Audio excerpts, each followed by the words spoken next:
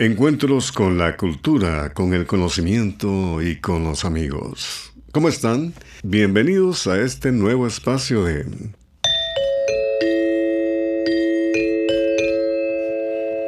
Oigamos la respuesta, un programa del Instituto Centroamericano de Extensión de la Cultura, donde nuestro lema es... Comprender lo comprensible es un derecho humano. Hoy nos preguntan por qué recibimos descargas eléctricas de una superficie. Le contamos sobre el llamado edificio metálico en San José, Costa Rica. También nos preguntan si existe el tiempo. Con estas y más preguntas iniciamos esta semana. Y aquí está la primera consulta del señor Juan Rojas Morales desde San José, Costa Rica. Nos consulta por qué en ocasiones recibimos descargas eléctricas de una superficie sin tener ningún contacto con la electricidad. Escuchemos la respuesta. Esto que usted nos cuenta se debe a la electricidad estática. La electricidad estática se produce por rozamiento, por eso también se le llama electricidad de fricción. La electricidad estática está como detenida o en reposo en los objetos, al contrario de lo que sucede con la electricidad que viaja por los cables a la que llamamos corriente eléctrica. Esa electricidad que se encuentra como en reposo se activa cuando se rozan dos objetos, como por ejemplo la tela de un vestido y la piel de una persona. Le damos un ejemplo. Si frotamos un peine contra nuestro cabello y luego lo acercamos a pequeños pedacitos de papel, veremos que el peine los atrae. Esto ocurre porque debido al roce del peine con el cabello, el peine se cargó de electricidad estática. Lo mismo ocurre con ciertas telas. Quizás alguna vez usted haya notado que al quitarse una camisa en la oscuridad se pueden ver pequeñas chispitas. En este caso, también se trata de electricidad estática, que se produce por el roce de la tela con nuestro cuerpo y se descarga a través de nosotros. Cuando el tiempo está seco es frecuente acumular pequeñas cantidades de electricidad estática en nuestro cuerpo. A veces, al tocar a otra persona o algún objeto metálico como una baranda o la perilla de una puerta, de repente sentimos una pequeña descarga. Y eso es la electricidad estática que se ha acumulado en nuestro cuerpo y se descarga a través de nosotros. Pero vamos a decirle que no hay ningún motivo para preocuparse, pues esto no es peligroso, aunque a veces pueda resultar molesto.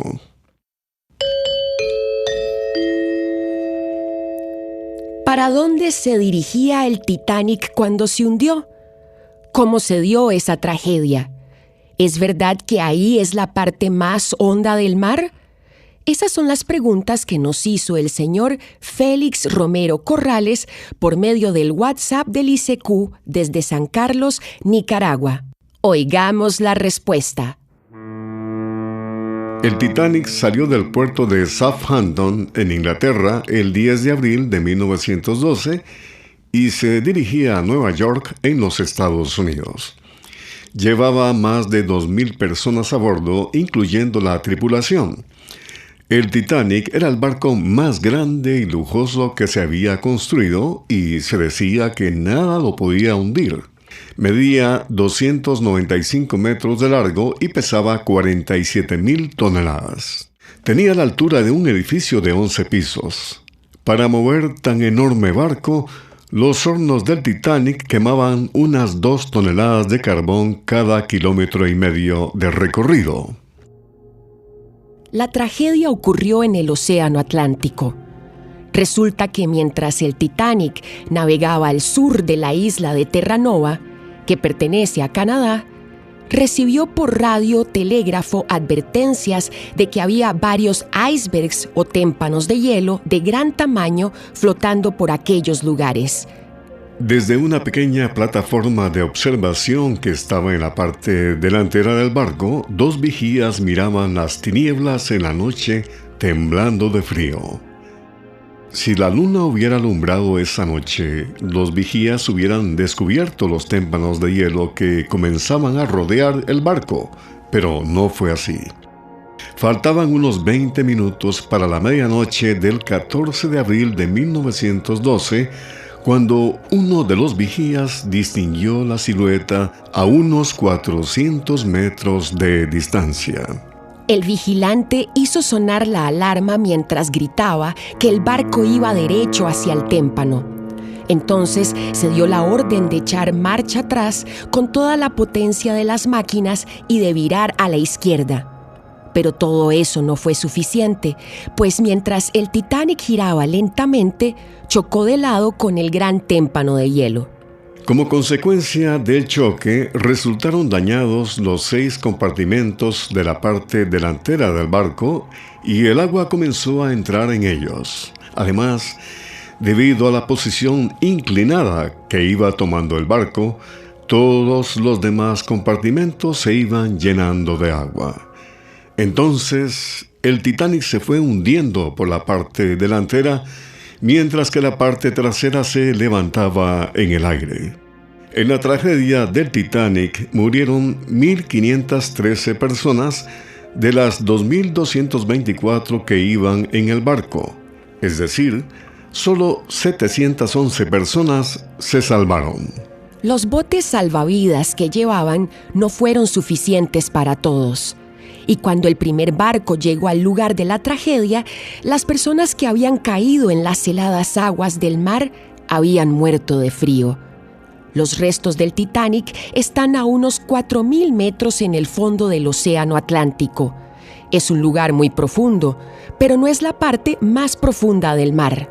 El lugar más profundo del mundo está en el Océano Pacífico, en una fosa llamada Fosa de las Marianas, que tiene una profundidad de casi 11 kilómetros, es decir, de 11.000 metros. Imagínese que el monte Everest, que es el pico más alto sobre la superficie de la Tierra, mide casi 9 kilómetros, y si se pudiera colocar ese monte dentro de la fosa de las Marianas, aún así todavía quedaría un espacio sin rellenar de unos 2 kilómetros. A continuación, escuchemos la potente voz de Sara Curruchich, quien desde Guatemala nos canta La Ciguanaba. Con cabellos largos, huipiles blancos, bajo la noche de luna nueva creciente, llena menguante, ella se mostró. Algunos por los pueblos la ven caminar, han visto su rostro, cicatrizado está.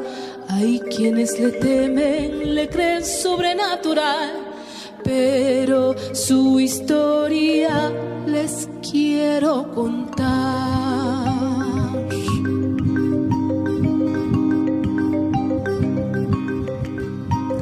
Obligada a casarse con un tipo de mayor edad que creía que las mujeres se deben dominar y que sus cuerpos son un objeto sexual. Pero ella huyó porque sabía que su cuerpo solo a ella pertenecía, nadie golpearla debía, su vida es de ella y de nadie más.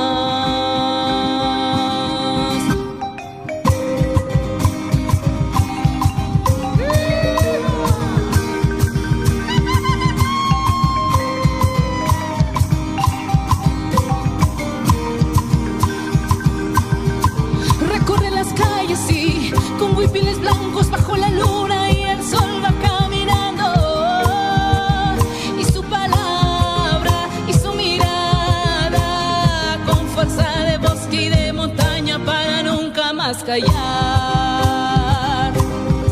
Le llaman la ciguanaba, le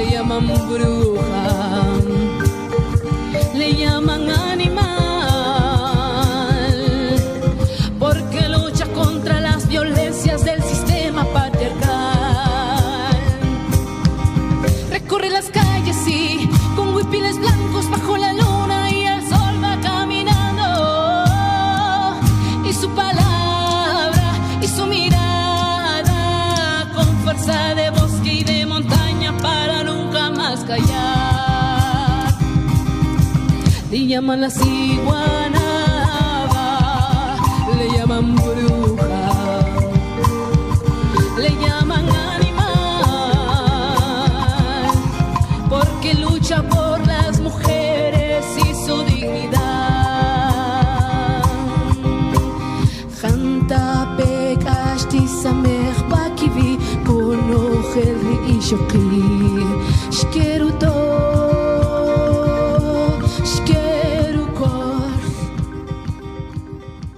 Envíenos sus preguntas al apartado 2948-1000 San José, Costa Rica.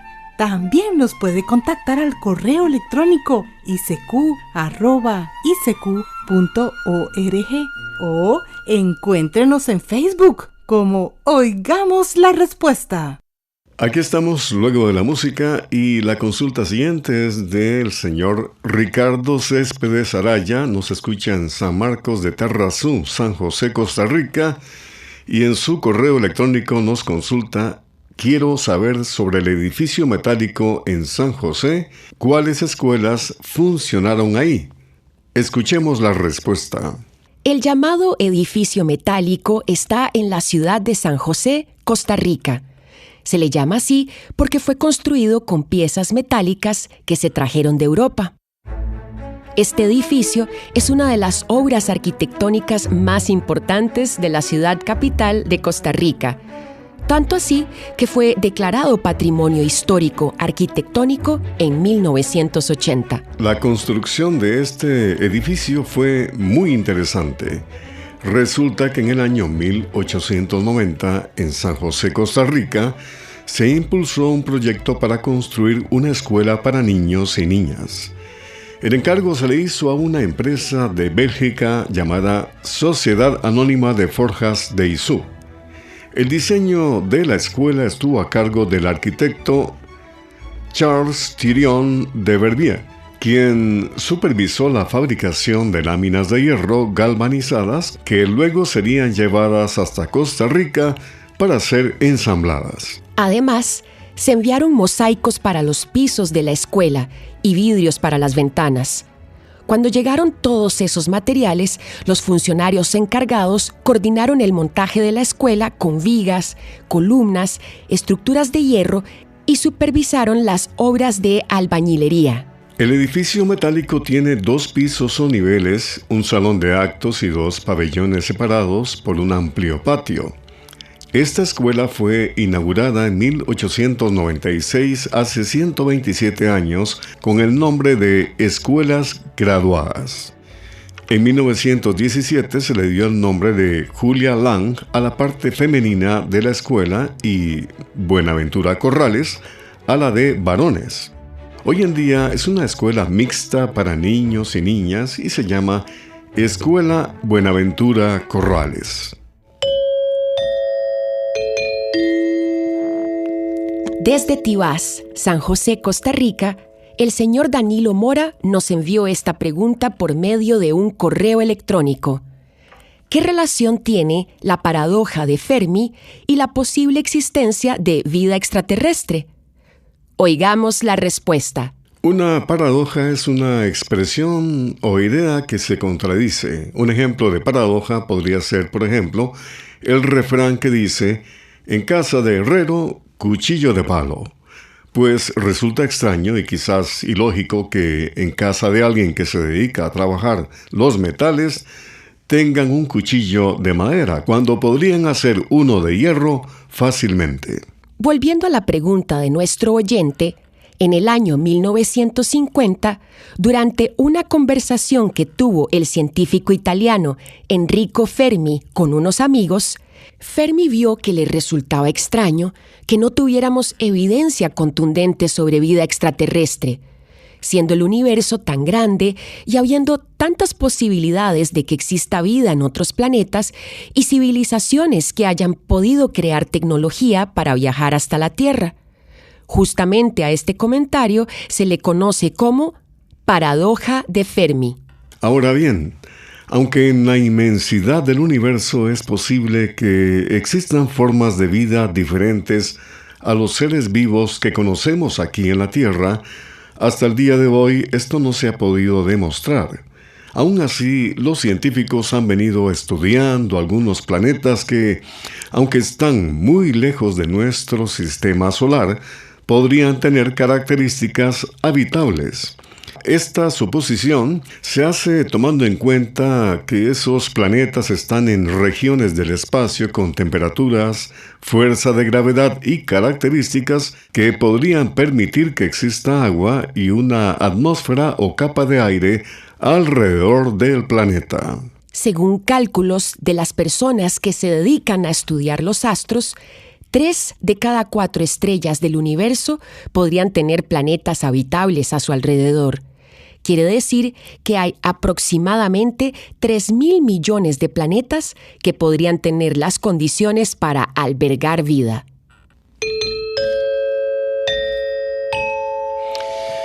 Usted puede encontrarnos en diferentes frecuencias de radio y otros medios de comunicación. La siguiente pregunta nos la hace el señor Randall Guerra Pérez. Nos consulta a través del Facebook del ICQ y nos dice: ¿es cierto que el gran terremoto de Kanto fue uno de los más fuertes que ha afectado al país del sol naciente?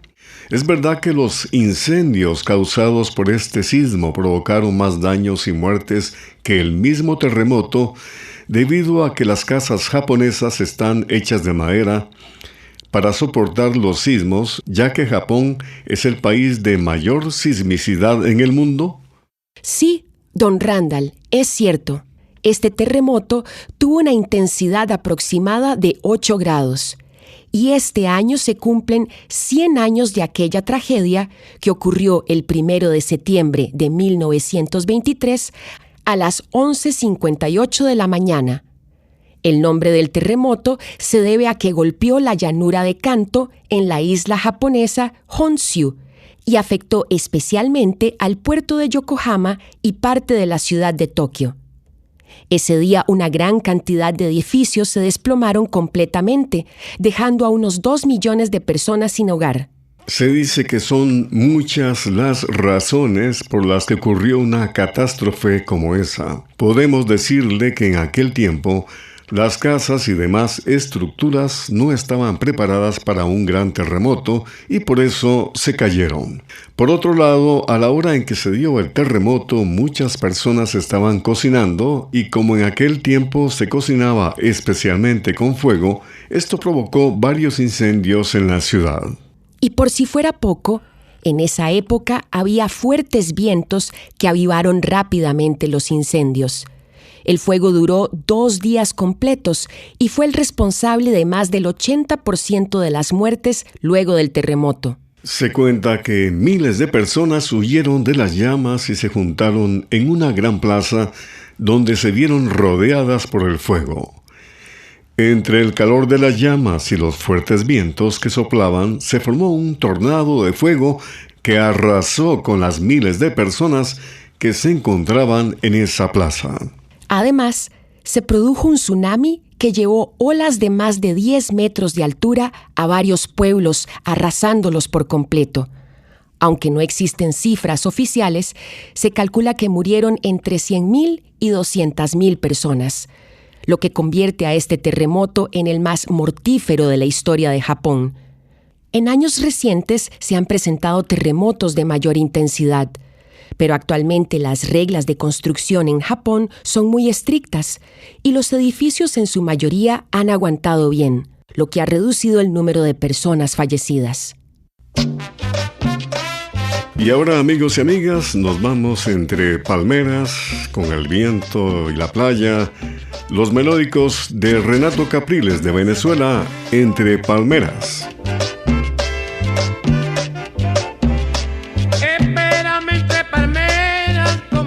Primera vez.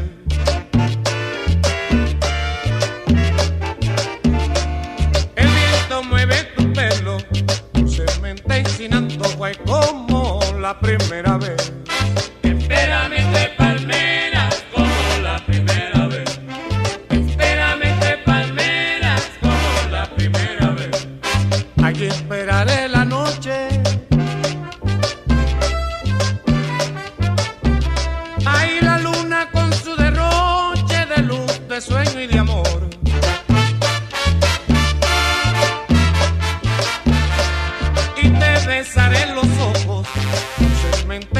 ensinando, guay, como la primera vez. Espérame entre palmeras como la primera vez.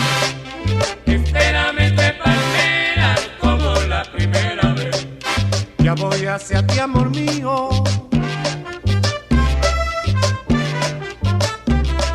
Espérame entre palmeras como la primera vez.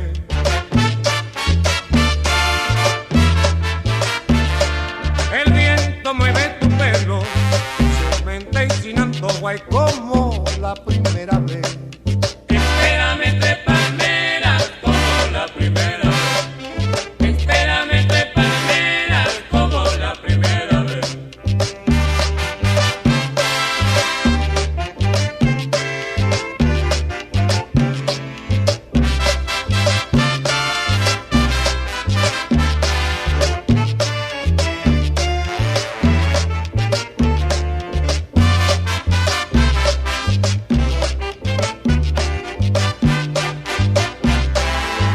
Espérame entre palmeras como la primera vez. Espérame entre palmeras como la primera vez. Allí esperaré la noche, la luna con su derroche de luz, de sueño y de amor.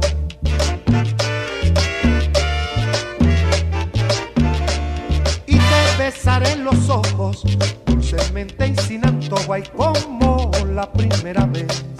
Espérame entre palmeras como la primera vez. Espérame entre palmeras como la primera vez.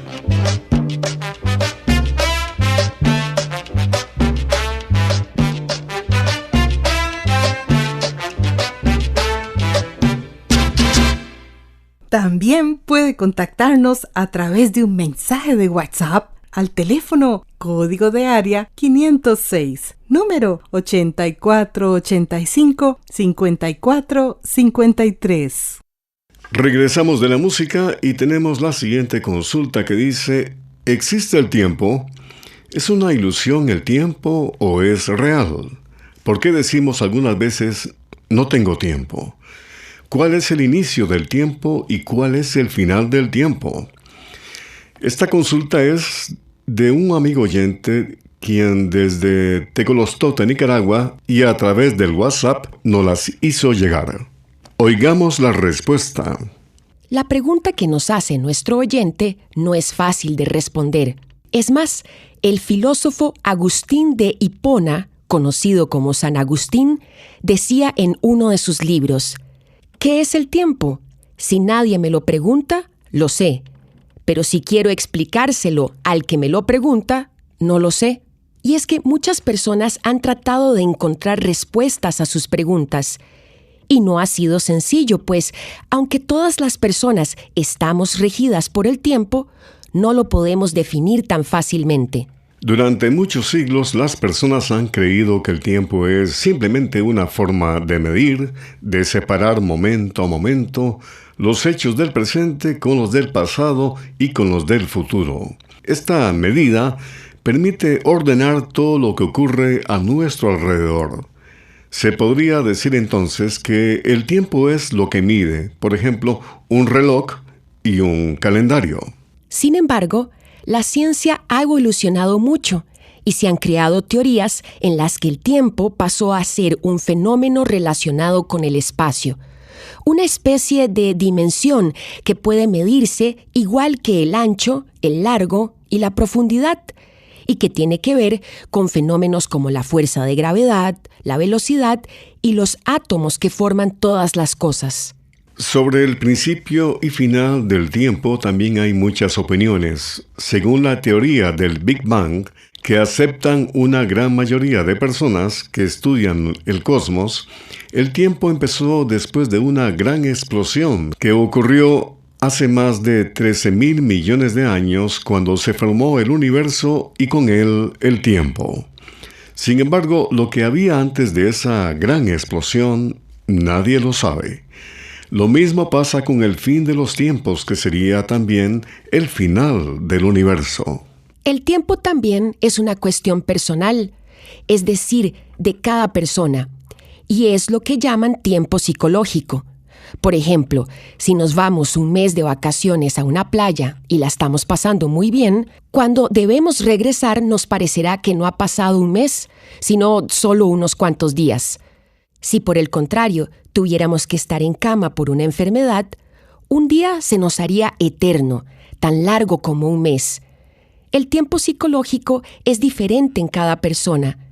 Hoy vivimos tan ocupados que da la sensación de que el tiempo corre más rápido que antes. Pero vea lo que son las cosas. Imaginemos que se organiza una reunión en una cafetería un lunes a las 7 de la noche. A esa reunión están invitados científicos y filósofos para que discutan estas teorías sobre el tiempo. Posiblemente la reunión termine sin que logren ponerse de acuerdo. Pero resulta curioso pensar que todos los que fueron a esa reunión entendieron que era el lunes a las 7 de la noche en una cafetería. Precisamente esa es la principal función del tiempo entre los seres humanos. Sirve como un acuerdo mundial que le permite a las personas ponerse de acuerdo sobre la forma en que se mide el curso de los acontecimientos pasados y futuros, con horarios y calendarios. Es así como, según la manera en que cada persona organiza sus actividades a lo largo del día, o la manera en que disfruta o sufre sus actividades, puede sentir que le sobra o que más bien le falta el tiempo.